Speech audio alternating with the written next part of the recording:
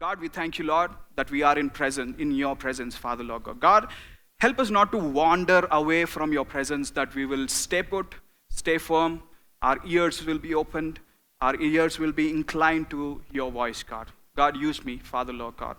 Speak to us, encourage us in this new year. We need you more than anything, Father. In Jesus' name I pray.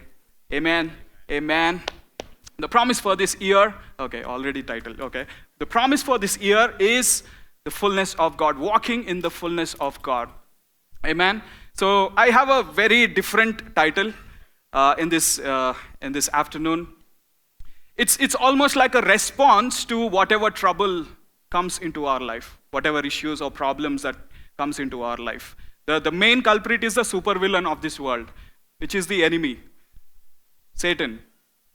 Okay, so he always tries to, give his best. Like he's the hardest worker.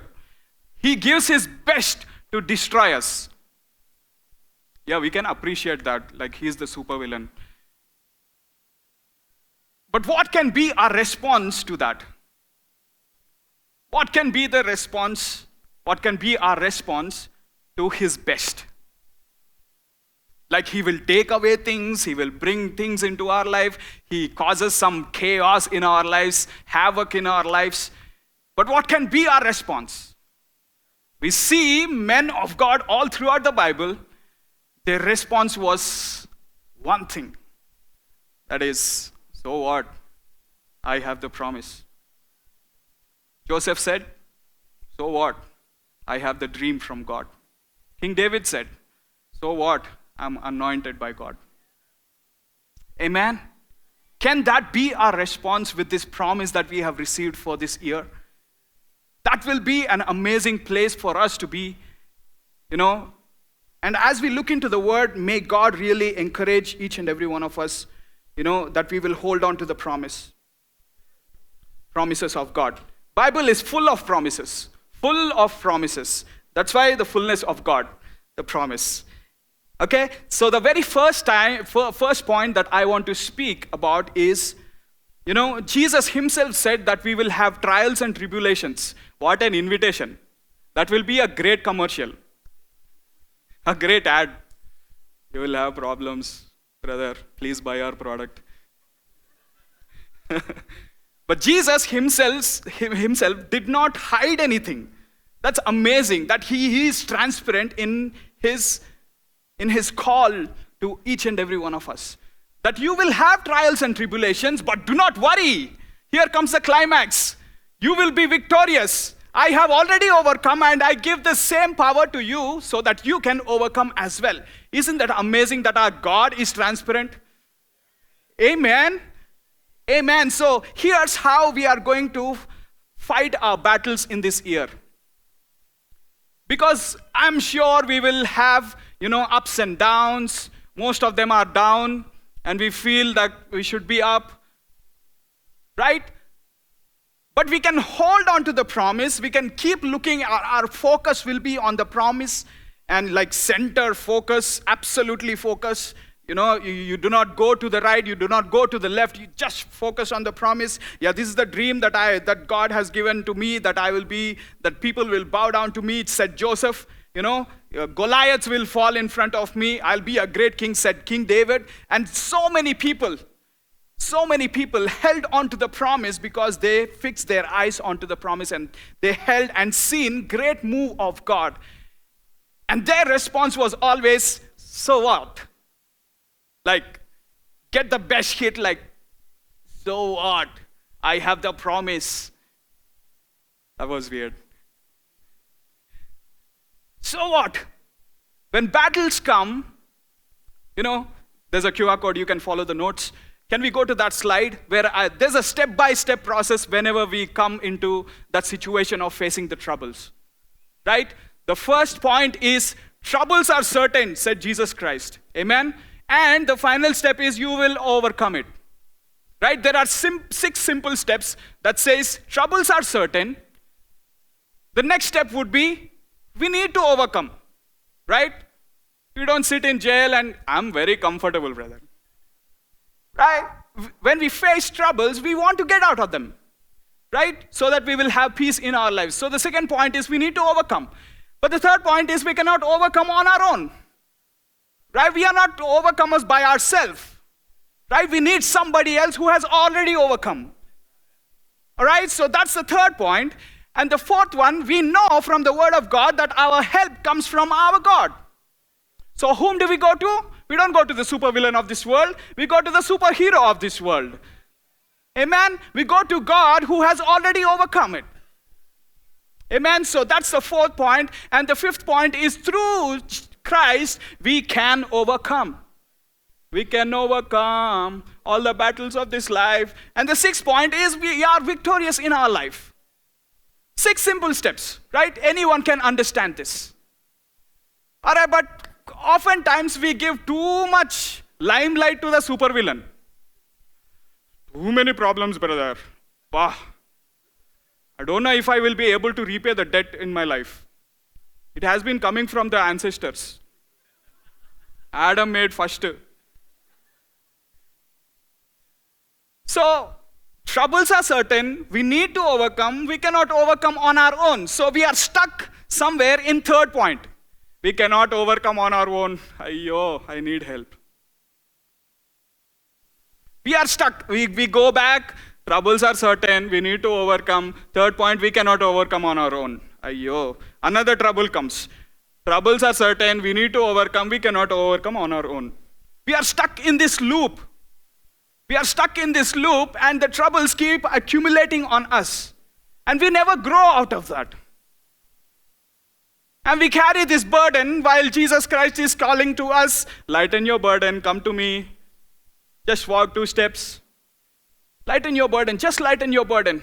I have carried it all. Why do you have to go through all that? Say again, crucifixion scene. I am carrying the cross. Ayyo, too many problems, too many problems. Well, Jesus has already overcome it. Amen. Next slide, please. So often, we are in this fear. The moment we come to point number 3, we cannot overcome on our own. We know, ayyo, what should I do? And then troubles keep accumulating. But there is something that we can learn from the word of God and the promises of God that we can walk in faith. Through faith, we directly go to victorious. Step number 6. That we have God already called us, that we are the royal priesthood, that we are already victorious, that we are already overcomers. And faith enables us to get into the future, time traveling. And now we hold on to the promise. You remember the story where Israelites are walking around the Jericho walls. Even before they set the first footstep, God was talking to Joshua, and he said, the city, the enemy country, is already in your hands.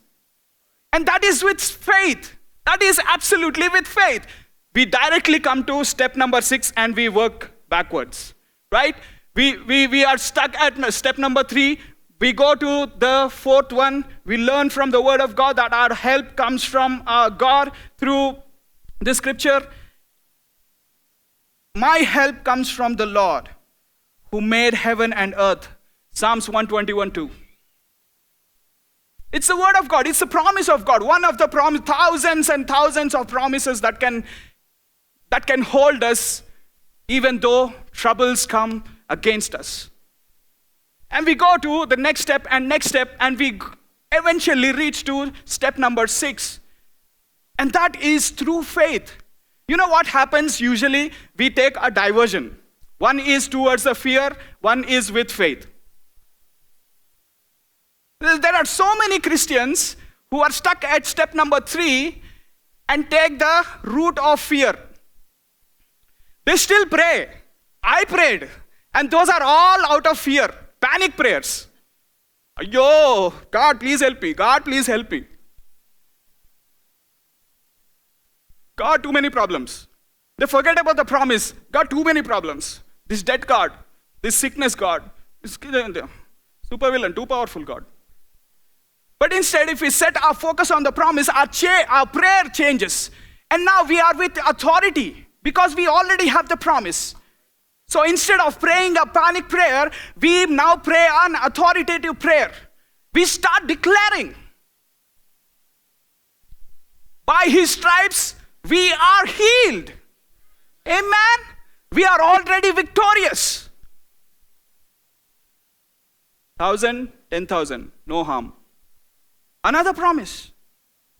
Amen. Now, which path are we going to choose? Definitely faith. Let this be a reminder for us that there are always two choices.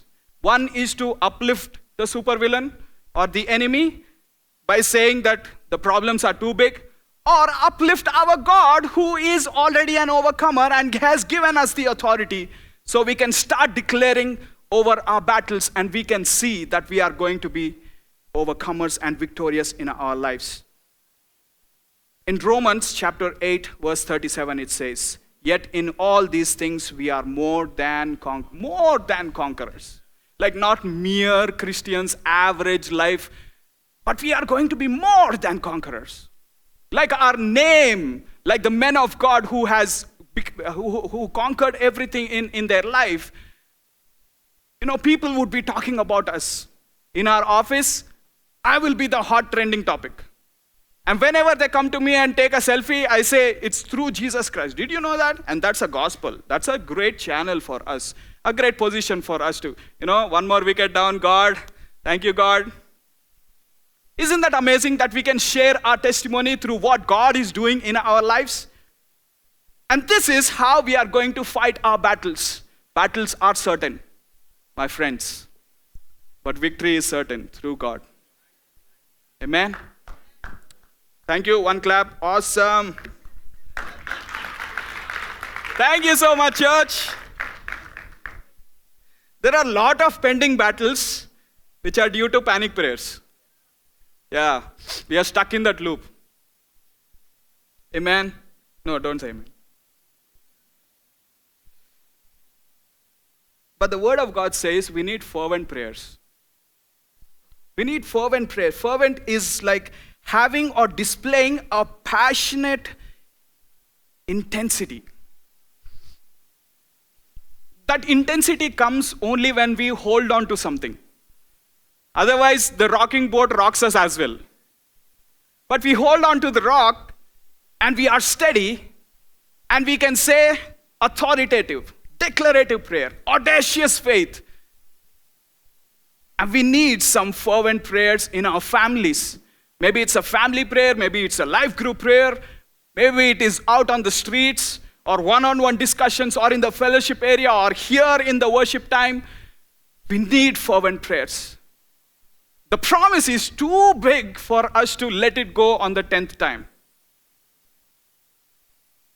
The promise is too big for us to let it go on the 100th time.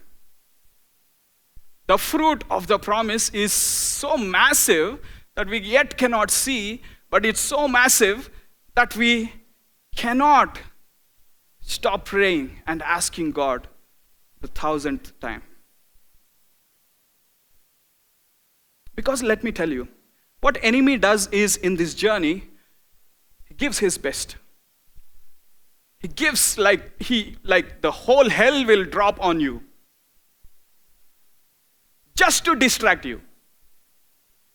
Just to distract you. Just like he did for Adam and Eve. You will become like God. Distraction. They are already like God. They were created in the image of God. Can you imagine that?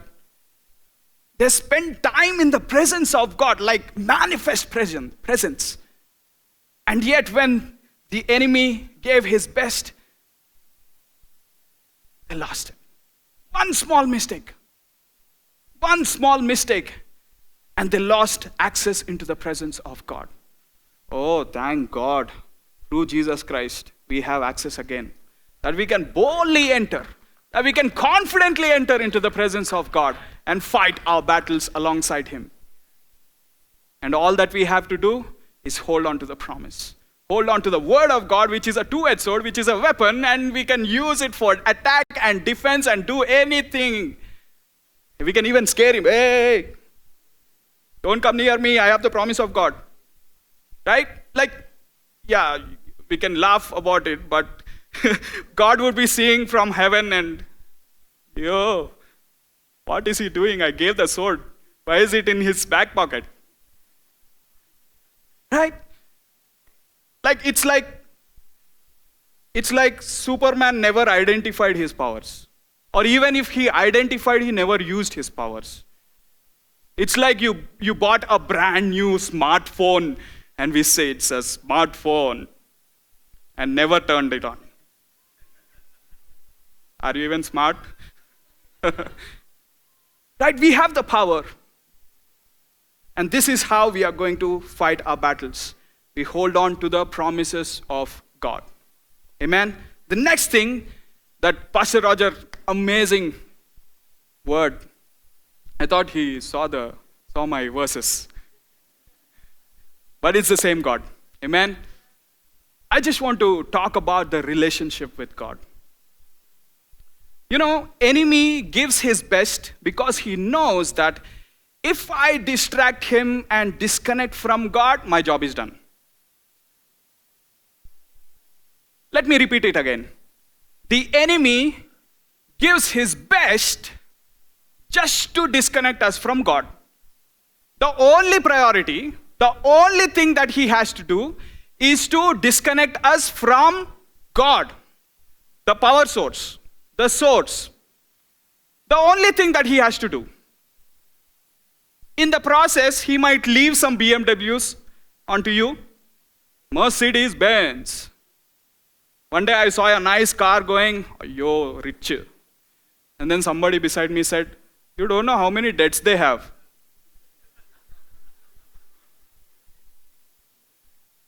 Right? We need to be in the presence of God. We cannot disconnect ourselves from the presence of God. You know what? We need God more than for what he has to offer. If we go, good news, I'm going to be a father, and didn't even plan that. Okay, so just pouring out my father heart, just 3 months. Okay, 3-month father. All right. When my daughter or son or twins, which I'm believing for, when they come into my presence and say, Father, I love you, for you have so much money. Father, I love you so much because whenever I fall sick, you will take me to the hospital. Arey, ambulance driver, huh? What if we go to our Heavenly Father and say, Father, I love you so much because you are my healer.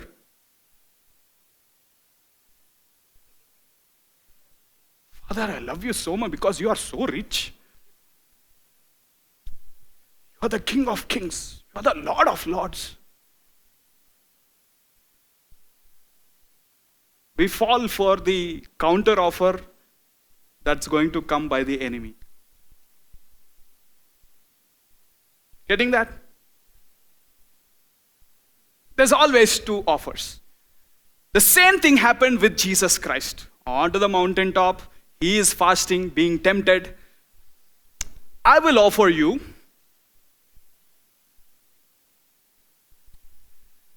No.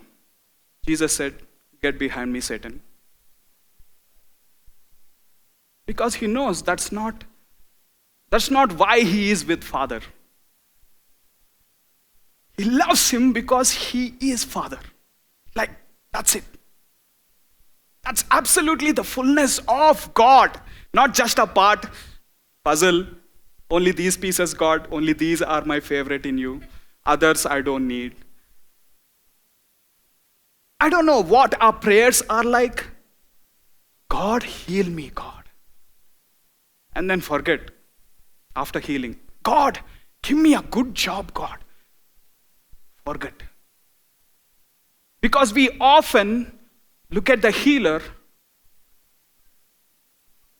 and not God. Only a part of God. But our relationship can be even more deep if we go into his presence and say, Thank God. Thank God. I'm not seeking any fruit. Seek ye the kingdom of God.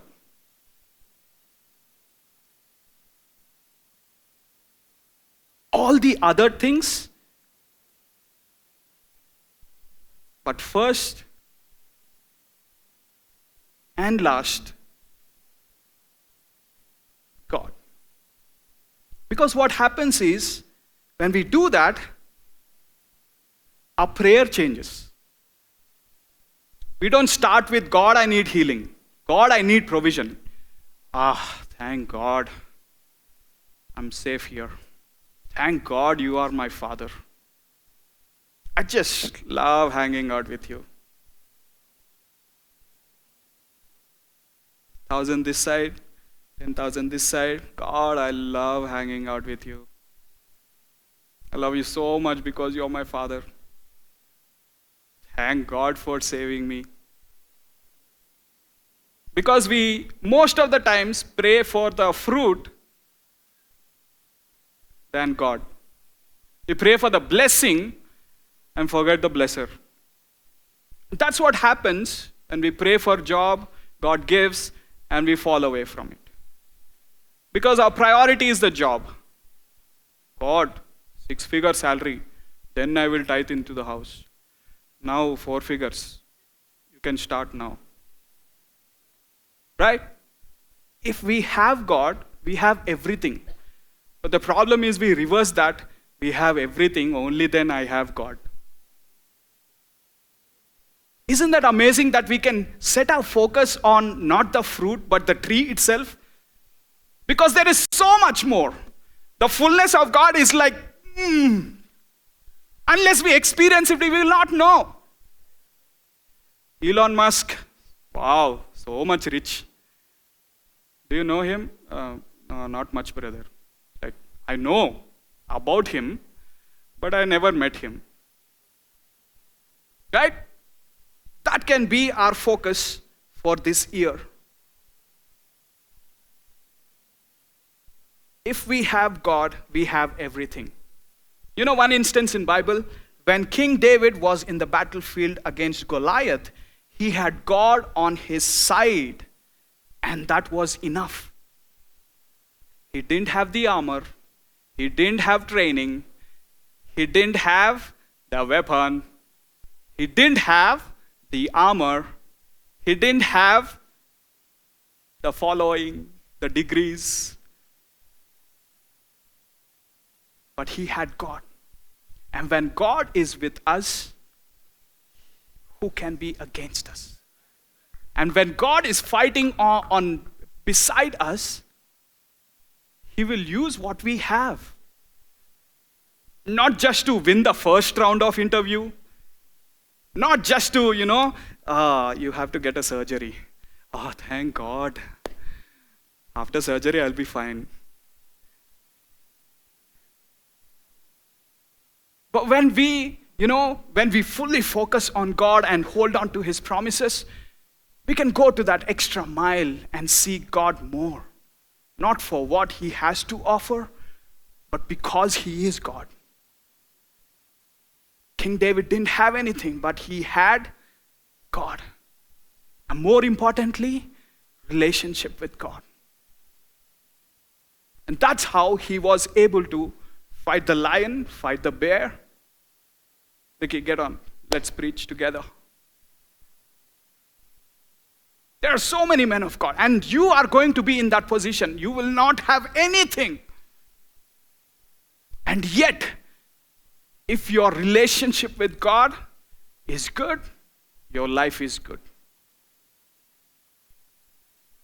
If our relationship with God is good, our life is good. Your year is going to be as better as your spiritual life. It's going to be equal. The stronger the relationship with God, the stronger you are going to become. That you are going to fight your battles, and we are going to be victorious. Amen. the enemy's topmost priority is to attack this exact thing. In the process, he might bless because he was blessing Jesus. Right? Come on, Jesus. Nice BMW. Just cut one corner. Just compromise on this small thing. All this is yours. Or he did for Job. He took out everything. Now curse God. And he said, so what? I have the promise. So what? I'm strong with my relationship with God. Daniel, right? Prophet Daniel went into the lion's den and said, so what? 1,000 this side, 10,000 that side, and I would say, so what? My God is with me. Because he is not just on the mountain or while traveling, he is in the valley as well. Though I walk through the valley of the shadow of death, so what? My God is with me, and that is enough. It doesn't matter how big the battle is, we are already victorious. Amen. I have a small illustration. Can we remove this? Can we remove this podium? I'm sorry, this is not planned. All right? Okay? So we know that God has his presence, manifest presence. Right? As long as we are in his presence, that we have a strong relationship with God, we are fine. We are going to have a good life, a fruitful year. When, in spite of the lack, right? If we have God, we have everything. So even if we are in the valley, life is good. Even though we are sick, because we have God, that's enough. Right? So in this year, 2022, that can be our cry to God. God, you are with me, and that is enough. And in this process, as we listen to sermons, as we read God, as we spend time in the presence of God, we are going to understand the fullness of God. Because only the hungry can eat the jumbo pack. Greater the hunger, greater the infilling of the food. Imagine that this is the presence of God. As long as we are in the presence of God, we can see his goodness. Right? As long as we are connected to our friends, we see how good they are, how rubbish they are. Like both ways. Right? If we don't connect, we see only WhatsApp status, latest trend. No one-on-one talks, just public. As long as we are in the presence of God, as long as we are strong in our relationship with God, everything's good. Because God is going to expose both good and bad. Bad not from him, but what's there in us that we can correct. And that's what the word of God is. It's a perfect mirror.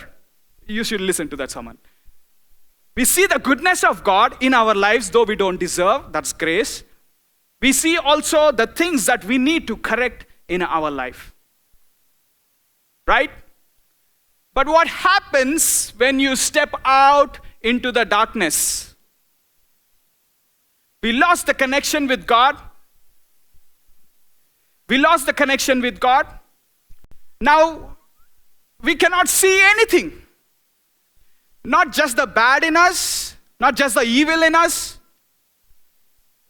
but we don't see the goodness of God as well. Did you know that God loves people from other faith the same way that he loves his people, but just that they do not have the relationship with God, they don't see the goodness of God? We all have been there. Adam was here. He was seeing the goodness of God. No sin, no blemish, spotless. Just like God. But once he sinned, the whole earth became sin. Sin spread across like crazy. But you and I have a free gift of salvation that we can come back into this light through what Jesus has done as a bridge between the earth, between the natural and the supernatural. That we can step into the presence of God and say, oh, God, I have you, I have everything. Though I'm sick, though things are not going well, though my family thinks that I'm no good enough, though my friends are leaving, though the things that I have planned for would be great, didn't happen, though there be a pandemic, if we have God, that is enough. God, I need you more than what you have to offer. If that's the attitude, oh church, victory after victory. Victory on the mountaintop, victory in the valley. Amen. Victory in the abundance, victory in the lack. 1,000 this side, 10,000 this side, our response will be, so what, I have God. So what, I have promise, because the promise says we are already healed by His stripes. Battle after battle, our response will be, so what? I'm already an overcomer. I'm already victorious through God, through Christ Jesus. Shall we all stand to our feet, keep these lights going? I want you to respond with so what. All right, that's going to be our response in this year. That's going to be our response in this year. As long as we are in the center stage, the limelight is on us, not just on us, but on God who is in the center. It's going to be amazing. We will have joy in the journey. I got one right. We are going to have joy not after reaching, not after becoming rich, not after becoming healed. We will have joy in the journey. While we are climbing the mountain, while we are getting down into the valley, we are going to have joy. And our response all this year is going to be to the enemy, so what? I have God. And that is... Shall we all close our eyes and, this is going to be our response. And that's going to come only when we move in take the second path, the path of faith. The path of faith. We are going to declare the promises over our life. Because we have the power. We have the authority now. Holding on to promises is going to be risky. It's going to be a lot of hard work. You don't see rewards soon. There's going to be a lot of waiting. Our patience will be tested. But God, if we have you, that is enough. And our response to the enemy is going to be, so what? Is that all you got? Because I have God, and that is enough. I just want to give an opportunity to anyone who never entered into the light, never started your relationship with God, with this God that I'm talking about, who is transparent, who says, you will have trials and tribulations, but also He says, I will be with you and I will never leave you alone. If there is someone like that who wants to start this relationship with God, can you shoot up your right hand? I would like to lead you in a prayer. If there is someone like that who wants to start this relationship with this God, wants to come into the light, is going to show us whether it is good, whether it is bad, someone like that, can you lift up your hand wherever you are? Anyone like that? This is going to be a declaration for the rest of our life, not just 2022. As we are going to go deep into knowing this promise, into knowing our God, This is going to be our declaration. That God, if I have you, that is enough. And our response to our enemy, when the battle comes, when the prime time comes, when the match begins, our response is going to be, so what? I have God. So what? I have the promises of God that are full in this Bible. Amen. Shall we all close our eyes and pray? God, we thank you, Lord. If we have you, that is enough. God, when the prime time comes, God, when the enemy gives his best, we show you. God, I pray, Father, Lord God, if there is anyone in this place, God, who lost that relationship with you, the active relationship with you, the divine exchange that happens between you and you, if they have lost that, I pray, God, that you will intervene into those situations, God, that you will be with them and they will recognize you and they will build their relationship with you. God, restore everything that we have lost in 2021, in the pandemic, God. If we have you, that is enough. Thank you, Jesus. We give you all the glory that is due. And we thank you for bringing us into 2022. We give you all the glory. In Jesus' name I pray. And everybody said, amen. Come on. If we have God, if we have God, if we have God, come on guys, if we have God. God bless you. Have an amazing rest of the weekend.